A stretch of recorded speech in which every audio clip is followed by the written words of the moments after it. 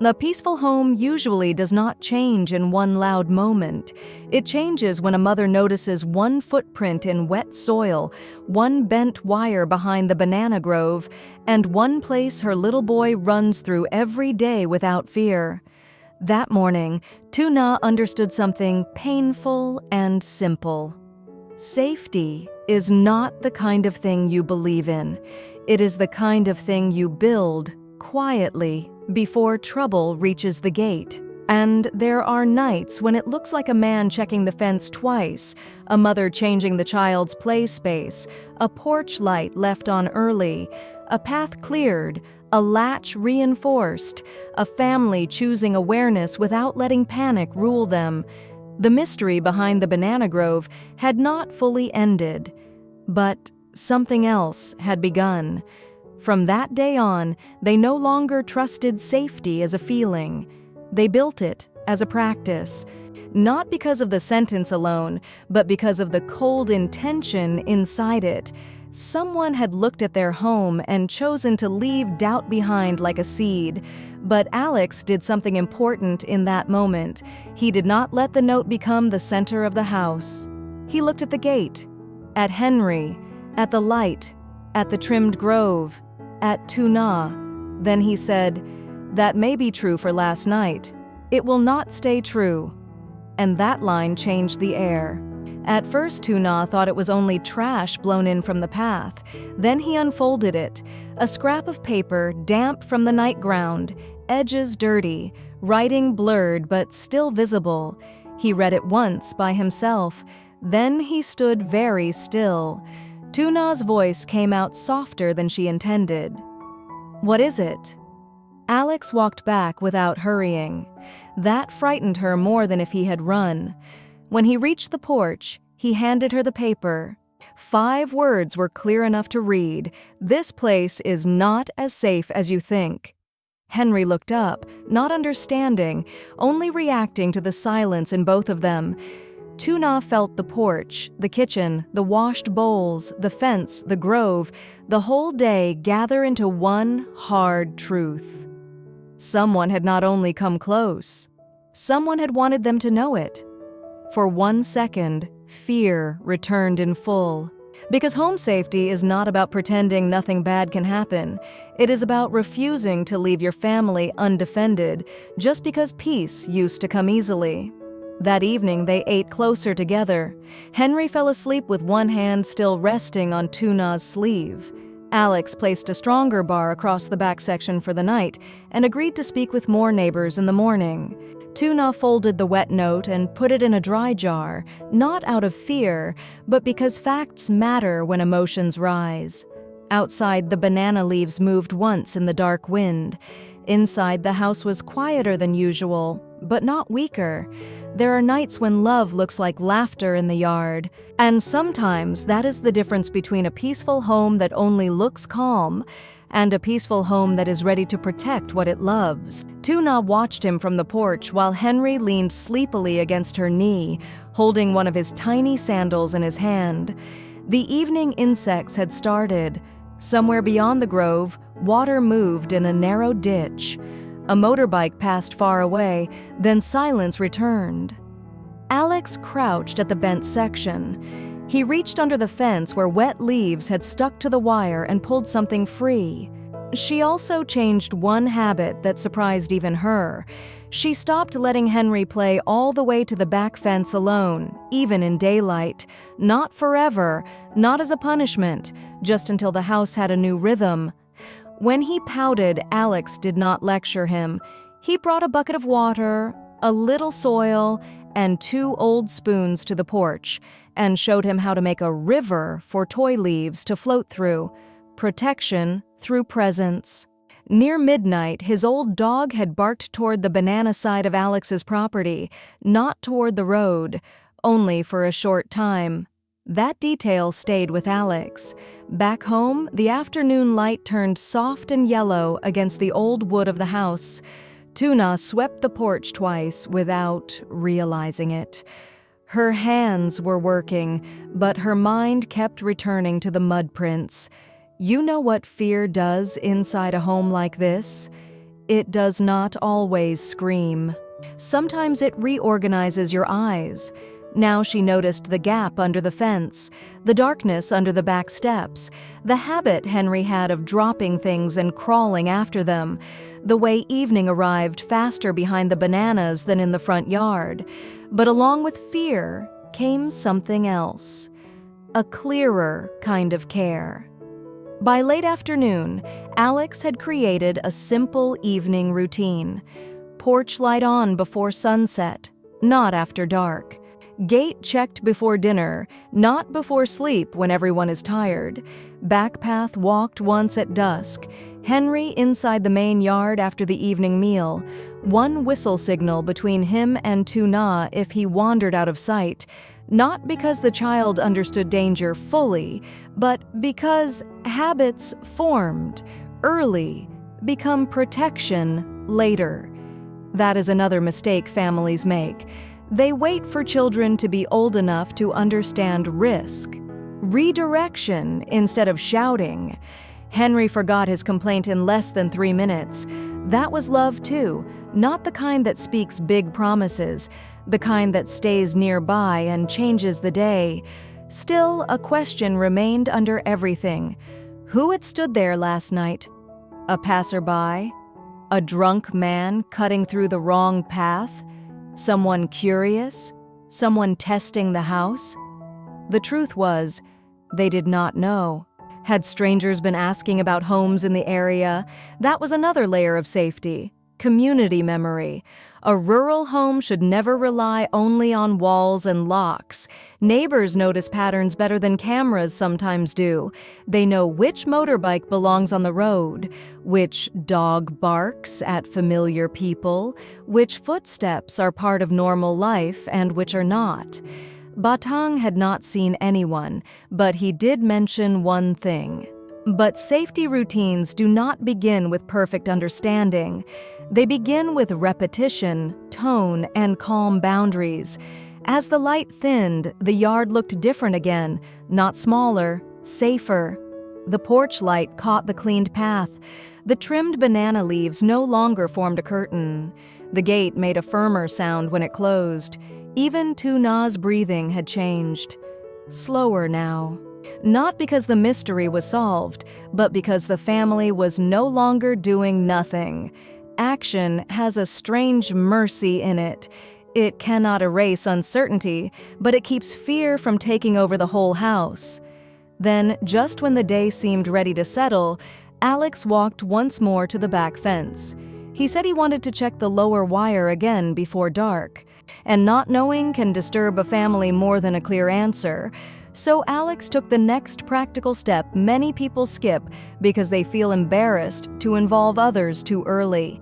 He walked to Batang's house and then to the nearest neighbor beyond the dust road. He did not spread panic.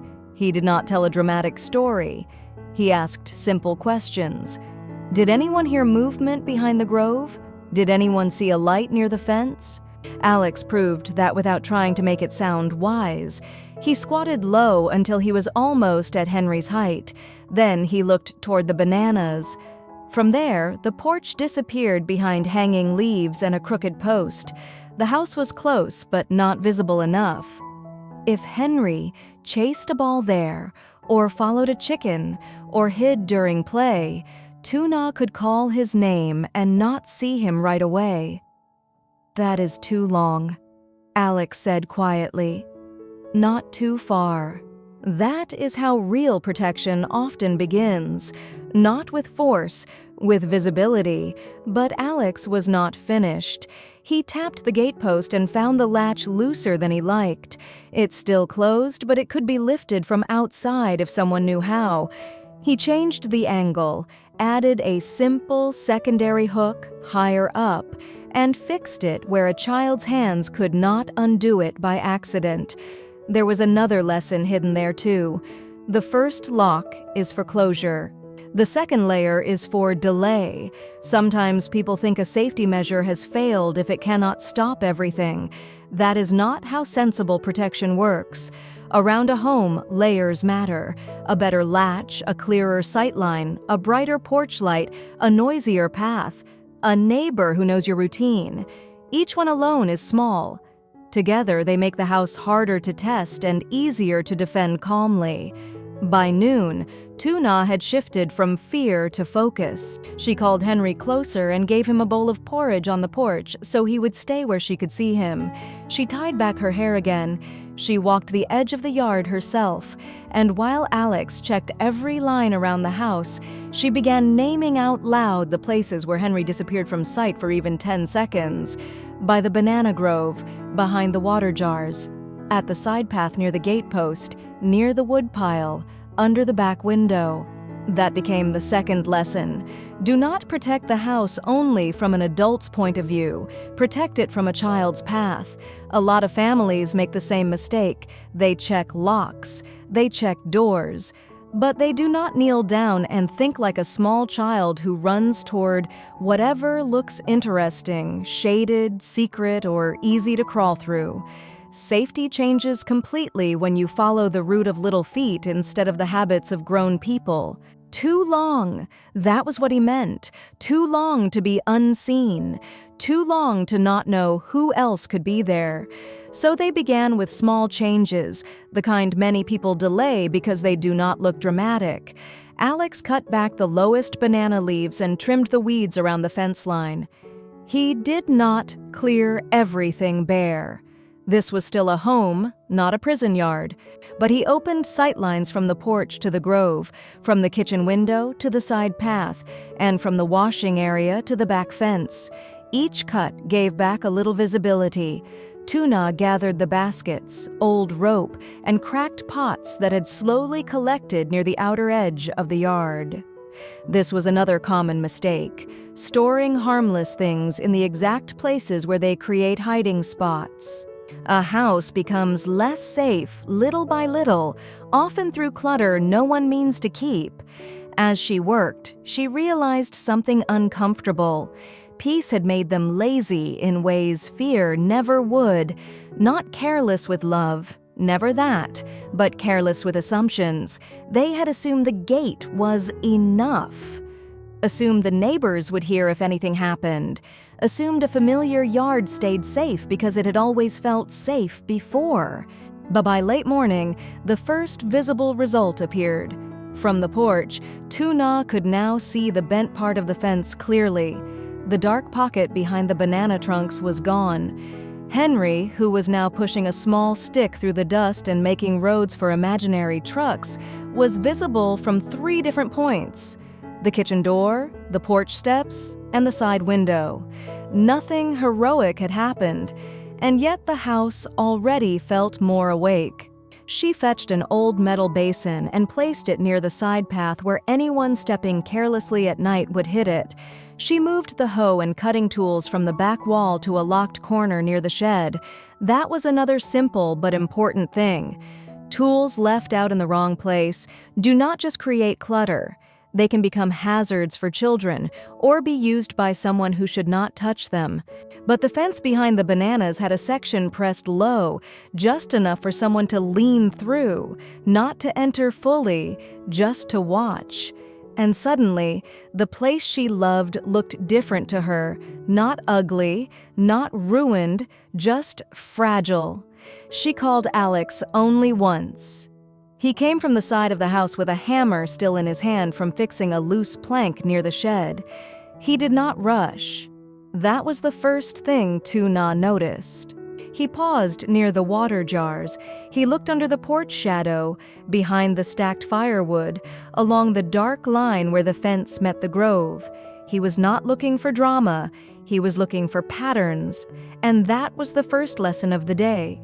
When people think about protecting a home, they often think about one big danger: a thief, a stranger, a terrible night. The morning began the way many mornings begin at the wooden house. The kettle was just starting to whisper in the kitchen. A thin line of smoke moved up from the stove. Dew still sat on the grass in the yard, and Henry, half awake and full of sudden energy, ran outside in his small sandals, then kicked them off near the porch and kept going barefoot as if the whole world belonged to him. Tu Na stood at the basin washing vegetables for breakfast. She could hear him laughing near the gate, then near the bamboo pole, then somewhere close to the banana grove behind the house. It was the sound she heard every day, and usually it made the home feel alive. That morning, it made her put the vegetables down. Maybe it was because the yard felt too quiet between his footsteps. Maybe it was because the dogs in the next lane had barked once in the night and then stopped too suddenly.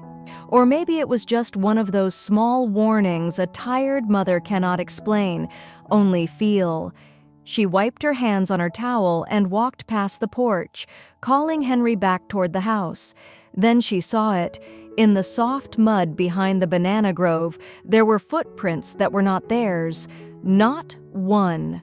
2 clear marks, deep enough to hold water in the heel, angled toward the fence where the grove blocked the view from the kitchen window. Beside them, one branch had been pushed down, not snapped by wind, but bent aside as if someone had wanted a better look. Tuna stopped where she was. From the porch, the yard still looked peaceful. The washed buckets were lined up by the wall. A basket was upside down to dry in the sun. Henry's little shirt from yesterday hung near the kitchen door. Nothing was missing.